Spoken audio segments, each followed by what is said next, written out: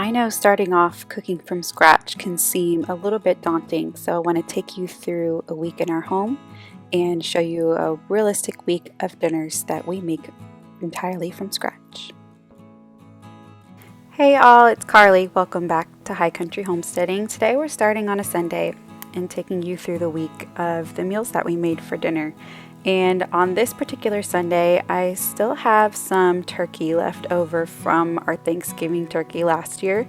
And it's time to make room for this year's Thanksgiving turkey because it is about to be November, and that means we have Thanksgiving coming up, my absolute favorite holiday of the year. And I might be a little bit biased because this year Thanksgiving also falls on my birthday. I was born on Thanksgiving Day, and every couple of years it comes back around to both falling on a Thursday. So it's a special one for me this year. I'm hosting all of my family, putting together a big feast, and I'm incredibly excited to do so. I do have something really special happening to celebrate my birthday and Thanksgiving this year, and I have a brand new Simple Thanksgiving from Scratch guide that I will link in the description, but I'm going to take you through my entire traditional Thanksgiving meal and so many other helpful things to have an easy, simple Thanksgiving. We go over grocery guides, what to prep the week before, the day before, a full schedule of how to cook the meal and what to prep, and just to make it the simplest possible. So if you are interested in that, I have an entire YouTube playlist on Thanksgiving that I have, and I'll leave the description to the full guide where you can get everything all in one place in the description below. But today I wanted to use the rest up of last year's Thanksgiving turkey, so we're making a turkey and wild rice soup. And so the way we're starting it is the way all the best soups start, and that's with onion, garlic, celery, and carrots. So we're just going to be chopping this up and going to start sauteing it to make a nice healthy base for our soup. I have my Dutch oven on about medium heat here, and I'm adding in the garlic after I've cooked down the celery, carrots, and onions for a good 10 minutes. You're going to want to get these pretty soft. They will soften up as they cook further in the liquid, but it is good to give them a good head start because you don't want to end up with crunchy carrots in your soup. I like them on the soft side, so I try to give them a good cook down, stirring quite often so that you don't get a bunch of burnt bits on the bottom. And then I'm going to be adding in some traditional Italian seasonings, so we've got thyme, oregano, rosemary, things like that. We'll be adding to the vegetables. Give that a good stir around, and then we're going to be adding in our chicken broth. You can use vegetable broth if you want. If you have turkey stock, that would be amazing to put in this too. I've used all mine up from last year's Thanksgiving turkey, so this time I'm using some chicken bone broth that I have. Before adding in my stock, I'm just throwing in a little bit of flour. This just adds as a little bit of a thickener to the soup. So I give that a good stir in until all the flour has disappeared, and then I'll be adding my chicken stock and whisking that in.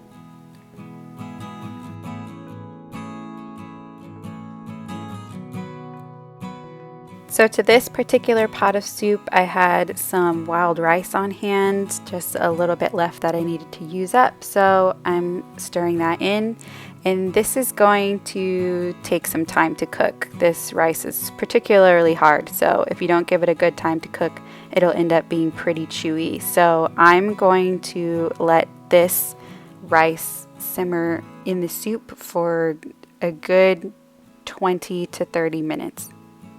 And while that soup is simmering, I'm going to go ahead and take out my turkey. Like I said, this is from my buttery herb roasted turkey back from Thanksgiving. I have a whole video of me cooking this, so I'll link that. But it is still so good this many months later.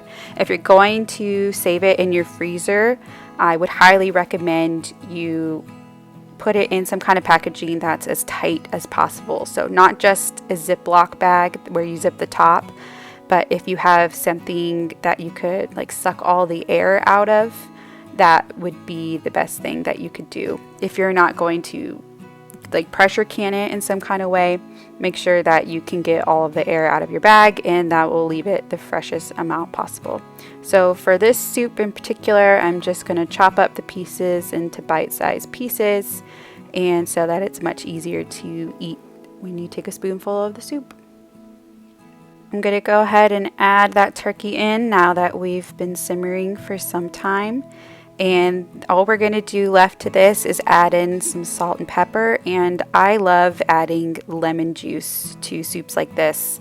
When I have like a chicken noodle soup or a turkey and wild rice, I love the splash of lemon juice. It just gives a really nice acidity and flavor. So I always add a bit of lemon juice to this, probably a quarter to a half a cup, depends on what you like.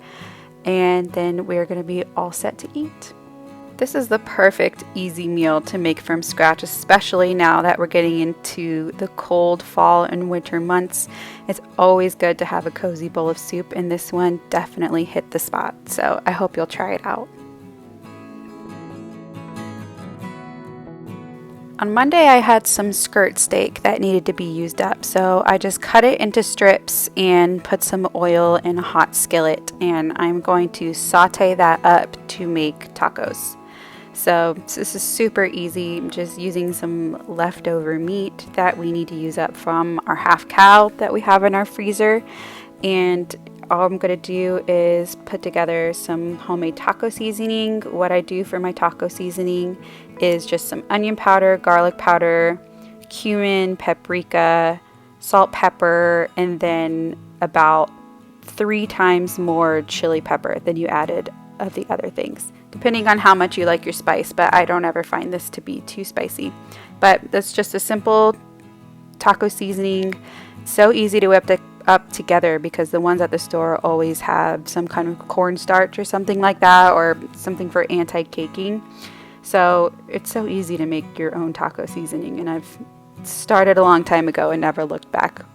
But I just add the taco seasoning to the meat, and I give it a little bit of a splash of water just to make sure that everything gets evenly coated. To put the tacos together, I have some corn tortillas that I'm just going to warm up on my flat section of my stove right here. Just going to warm them up, flip them front and back, and then put together all the accoutrements. So I'm melting a little bit of cheese. I have some avocado. I have some homemade salsa verde that I made from my garden. Pretty proud of this year, first time doing that. And my last little bit of cilantro from the garden too. Sad to see it go, but I'm glad I was able to use it all up.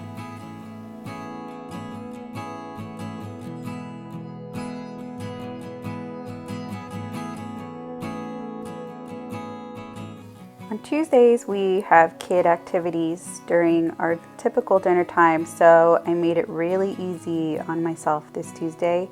And instead of grabbing pizza or something while we're out and bringing it home, I had the foresight to make a double batch of chili last week so that I could just heat some up in the crock pot and we could have that for dinner tonight. So I just took this chili out of the freezer and I put it in my crock pot on high about 5 hours before we were going to have dinner.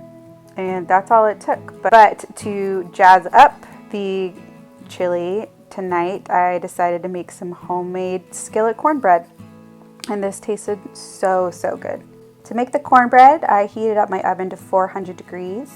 And to a bowl, I'm going to add a cup of fine cornmeal, a cup of all-purpose flour, a teaspoon of baking powder, a half a teaspoon of baking soda, a pinch of salt, and I melted half a cup of unsalted butter. And then I'm going to put in a third of a cup of dark brown sugar.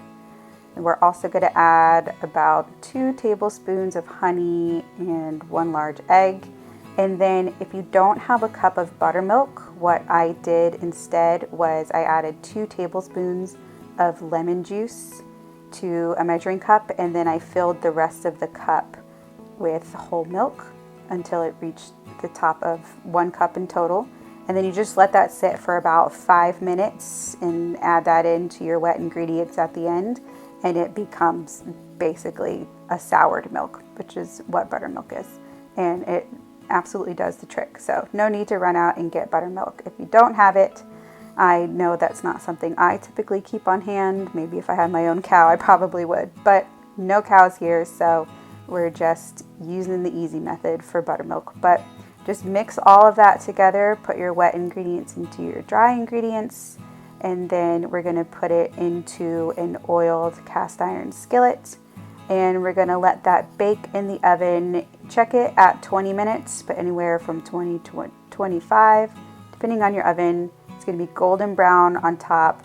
Use a fork or toothpick or something to test to see if it comes out clean.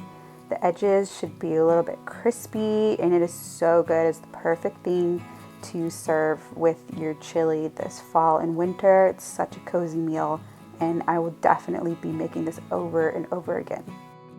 For the chili, just saute about a pound of ground beef and some onion and garlic, and then I throw it in either a crock pot or an Instant Pot with chili powder, cumin, paprika, and coriander. And then I'll use about half a cup of beef broth. I don't really like my chili to be super watery. And then a can of the 28-ounce diced tomatoes. And I like to drain all the juice out of the tomatoes for that as well. Then I put in about 2 tablespoons of tomato paste and some salt and pepper. And then at the end, I'll throw in 2 cans of kidney beans. On Wednesday, I decided to make some sourdough pizzas. So for sourdough pizza, you need a lot of sourdough starter. It just needs to be discard, doesn't need to be active. So in the morning, I fed my starter a bunch because I knew I was going to use majority of it. So I just fed it equal parts of flour and water, gave that a good stir, and then I let it sit out all day. So when I made the pizza, it wasn't at its most active and bubbly, but it had died down a little bit from there. So did this in the morning to make sure that my jar filled up nice and good and that I would have enough for the pizzas later. While the skillet's heating up in the oven, I'm just going to put together a quick tomato sauce. I included the full directions on making tomato sauce from scratch in my 5 simple swaps to start making from scratch guide. So I'll leave that link below, but it's one of the simplest things that you can start with if you want to start learning how to make from scratch and stop buying at the store. But it's super easy. It's just a little bit of chopped onion, a little bit of chopped garlic. I'm going to saute that up in some olive oil on a pan in the stove, and later on we're going to add some chopped tomatoes and some Italian spices, some salt and pepper, and then you're just going to give that a good mix either in a blender or with a hand blender, and all we need is a little bit for our pizzas. And the pizza crust couldn't be easier. You just heat up your oven to about 425 and put your skillet in the oven so that it heats up as well. And then when it's time to make your pizza, you just pour out some starter. I use a little rubber spatula to help smooth it out, and you want to get it up on the sides a little bit just to form your crust so you have something to hold on to.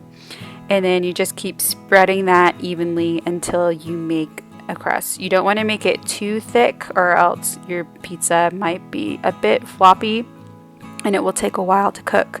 But just do a nice even layer and it's going to be a pretty thin crust pizza. After spreading the starter, I just drizzle on a little bit of olive oil and sprinkle on some salt and pepper. And then I'm going to throw this into my oven for 10 minutes.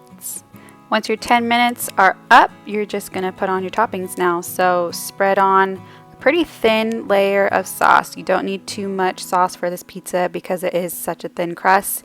You don't want to make it too wet or it'll be pretty soggy. So if you want it to hold its own a bit, make sure you only use a pretty thin amount of sauce. And I'm going to throw on some shredded mozzarella cheese and our favorite pizza. is pepperoni and black olives. If you hadn't had it yet, I highly recommend you try it, especially if you're an olive fan like we are. But that's our favorite pizza, so we just throw it back into the oven and for another 10 minutes until the cheese is all nice and melted. For servings, 2 of these pizzas feed my family of 4 just fine, but if you're feeding all adults and not children, you're probably going to want to make a 3rd. On Thursday, we kept it pretty simple. It was one of our last warm days. As of I'm recording this, tomorrow is going to be our first frost and it's going to be pretty cold.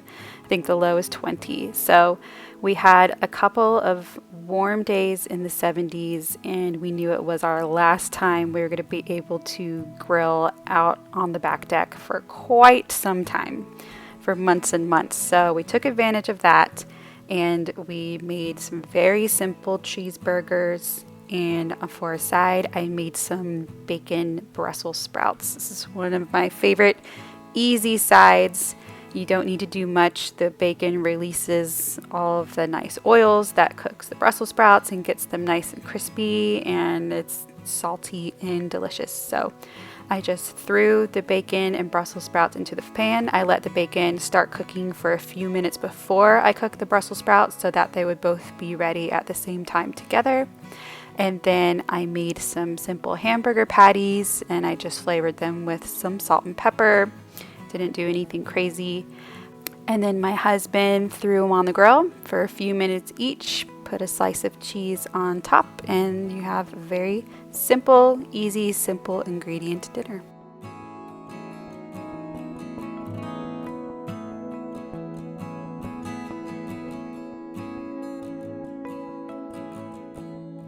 Friday, we used the grill one last time and I had a flank steak that needed to be used up, and I also had some leftover sourdough bread, so we decided to throw the steak on the grill, and using the sourdough bread I decided to make some breadcrumbs. I also had some mushrooms that needed to be used up, so I decided to make basically like a green bean casserole but with breadcrumbs on top instead of the fried onions. So I cut up the sourdough bread into small pieces, and then I'm going to drizzle it with some olive oil and throw on some salt and pepper. And I'm just putting them in a 350-degree oven and going to toast them so that I can throw them in the food processor and blend them up into smaller breadcrumbs. The steak was kept very simple, just used some balsamic vinegar, sprinkled some thyme on top, and then right before we went to put it on the grill, I used some salt and pepper, and then we just threw that on the grill until it reached about 135 degrees, and then we tinted it with aluminum foil for about 10 minutes to let it rest, and it was nice and juicy.